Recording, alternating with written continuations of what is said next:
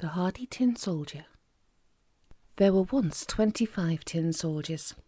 They shouldered their guns and looked straight in front of them. Their uniform was red and blue and very splendid. The first words they heard in the world were, "Tin soldiers," when the little boy who had been given them for his birthday took off the lid of their box and saw them. He put them all out on the table.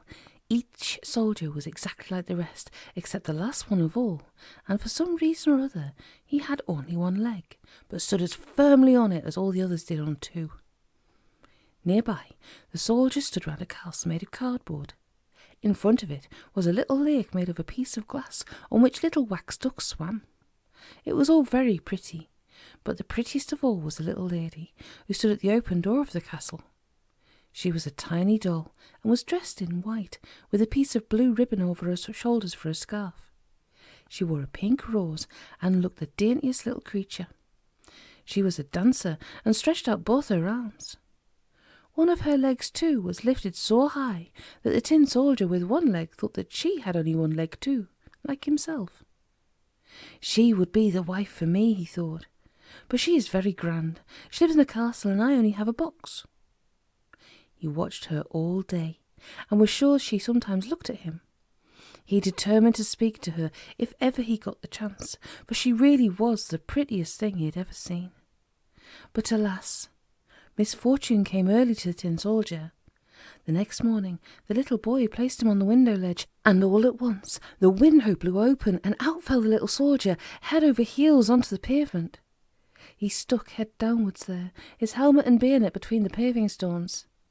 The little boy came out to look for him, but he couldn't find him, even though he once nearly trodden him. Soon it began to rain, and the soldier lay there getting wetter and wetter. When the shower was over, two boys came by and spied the tin soldier on the pavement. "Just look," cried one, "there lies a tin soldier. Let's make him a paper boat and sail him down the gutter." So they made a boat out of newspaper, put the tin soldier in the middle of it, and let him sail away down the gutter while they ran beside him, clapping their hands for joy. But oh dear, how the waves rose in that gutter, and how fast the stream ran. The paper boat rocked up and down, and sometimes turned around so fast that the tin soldier trembled.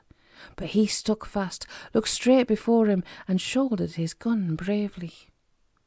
All at once the boat went into a long drain, and it became very dark.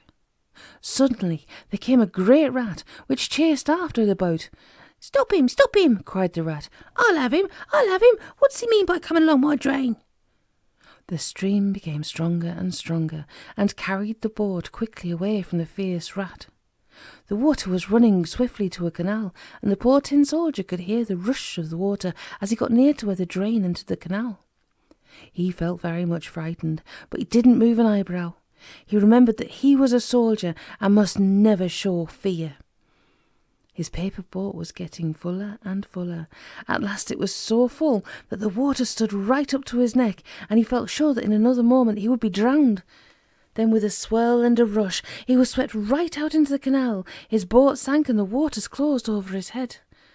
"Now I shall surely drown," thought the little soldier. But at that very moment he was snapped up by a great fish. Oh, how dark it was in that fish's body, and so narrow too.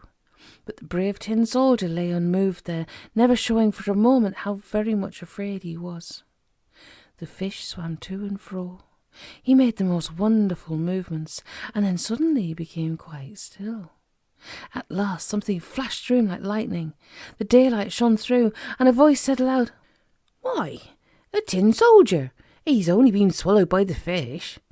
The fish had been caught, carried to market, bought and taken to the kitchen, where the cook cut him open with a large knife. She seized the soldier and carried him upstairs to the nursery to show the children what a find she had made. "He's quite a hero," she said, and placed him on the table for the children to see. They bent over to see the wonderful little fellow who had such an adventure. Then one of the boys gave a cry and stretched out his hand to the soldier. "Why," he said, "it's one of my own tin soldiers. It's the one I lost this morning. I should always have known him again because he only has one leg. What brave little fellow he is. To tumble from the window, get into the canal, be swallowed by a fish, and then brought here again. He is a real hero. I shall not put him back in the box with the others. He shall go and live in the castle with the little dancing doll." The little tin soldier could hardly believe his good luck when he heard this.